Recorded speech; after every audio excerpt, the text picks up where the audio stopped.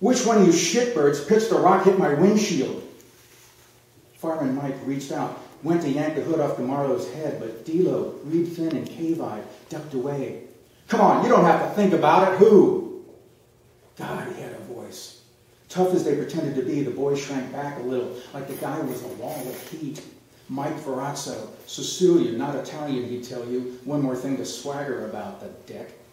More kids came drifting through the yards, across the train tracks, up from the corner, down from campus, a dozen or more milling forward, another dozen behind them, swarming from behind the sad little houses and collecting beneath the elms and live oaks and chinaberry trees arching over the one-block street. Shuffling little homies with backpacks, pierced girls in cornrows cradling their books, black and brown and trailer trash, responding to tweets and texts. Check it out. Fireman getting blown in his car by guess who, or just drawn by the catcalls and the flow, the laughing bodies. How, she thought, chewing away her lip gloss, am I going to get out of here? Something out there clicked like a thrown switch. She saw it in Mo Pete's eyes first, glowing with hate, then Chepe's and Benny's. Finally, the gaunt one she didn't recognize stepped forward and launched a haymaker from outer space. Ferrazzo, she thought. He called them porch monkeys, nacho niggers, fudge nudgers, something. He took the punch like a drunk's kiss, grabbed the kid's wrist, bent it back, snapped. Kung fu fireman, like that could save him. The gaunt kid howled, buckling, and the other four just stared. Then another switch flipped. The four newfound road dogs snapped to, rallied, jumped on Fireman Mike, circling fast, a blur of kicks, fists, wham to the lower back, thwack to the knees, pow to the back of the head.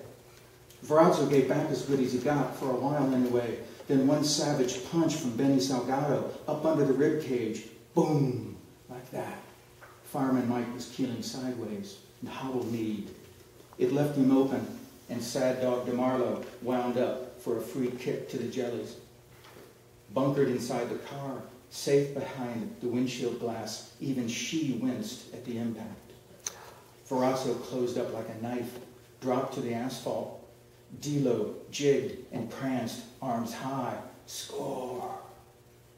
The onlookers circled in tight now, screaming, egging the firefighters on. Light him up! Make him pay! Fucking good! Boys mostly, but a few girls too. Other girls stood in tight little knots, rolling their eyes, playing too good for all this, like it was some clip they were catching on YouTube, not a rat-packed man right there. I should honk the horn, she thought. Something.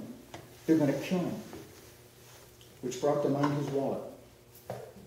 She turned to his jacket, hung over the seat, rifled the pockets, found the thing. Too late to unfuck the situation, she thought, scooping out the cash.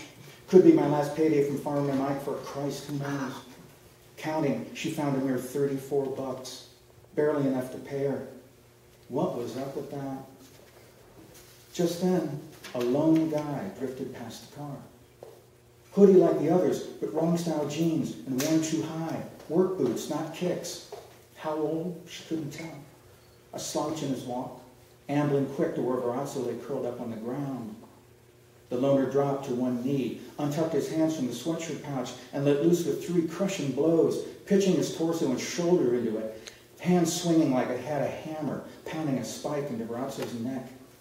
The crowd went nuts, hoots and cackles and cheers. Run, she told herself, too stupid from shock to move. The stranger got back to his feet, tottering a little. His whole body shuddered like a current running through him and shorted out. Mo Pete stood there, staring like a hole had opened up in the street, ready to swallow them all. He pushed past Chepe and ran.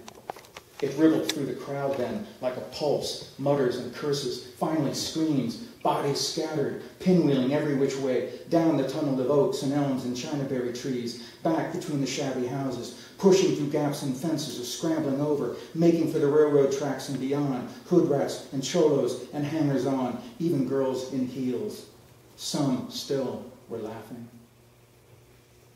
Get out of the goddamn car, she told herself, reaching for the handle, yanking. Nothing.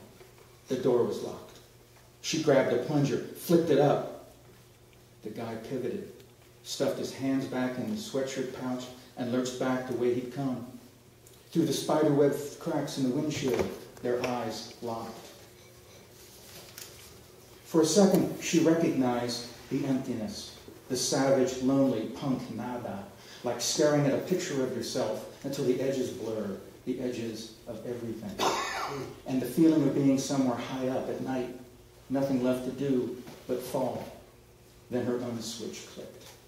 The cruel gold hummingbird quivered at her breastbone. She was shaking, but she got out, stood up, shouted, "What the fuck you do?" Her voice sounding strange and small and far off, the cry of some treetop bird. "Answer me, asshole! What the fuck did you do?" The guy glanced once her direction. A face she half recognized, maybe, not quite sure. Long and bag-eyed and older than the rest of him, bony and thin-lipped. And for a second, he hesitated, and she thought to herself, "Yeah, come on, finish it." But instead, he just shuddered again. Some invisible hand grabbing him by the neck, and he tucked himself down and kept moving. It was raining now, a wind-driven mist, that metal smell. Jackie ran, knelt down in the damp street, and pushed her hair back, turned Varazzo toward her, slow. Remembering how he'd looked at her in the motel room, she needed to see his eyes. They hovered in their sockets like sick fish, shiny but gray and still. His skin had turned waxy, and a curdle of blood flecked his teeth. A deep, florid bruise on his throat, like some awful birthmark. Phone. His voice a busted hiss, eyes scary red and huge. She started digging through pockets like she had for his wallet, wondering for a moment if, since she was hanging in there with him, he wouldn't mind the money she'd lifted. "You're strong," she said. "Strongest fucker I know. Hang tough, asshole. Come on."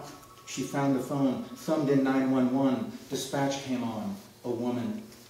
"Somebody here got jumped bad. Goldenrod, the cul-de-sac, up from the Pay-and-Go, on, the telltale beep in a blizzard of static. Nasal drawl. "What's your name, please?" "He's Mike Varazzo, fireman. You know who I mean. He's hurt bad." "I need your name, miss." Jackie thumbed off, dropping the phone like she'd been scalded. It clattered against the damp pavement. "They'll be here soon." She took his hand, the palm thick with calluses, icy, damp. "Can't stick around, Mike." His grip clenched, not hard, a tick.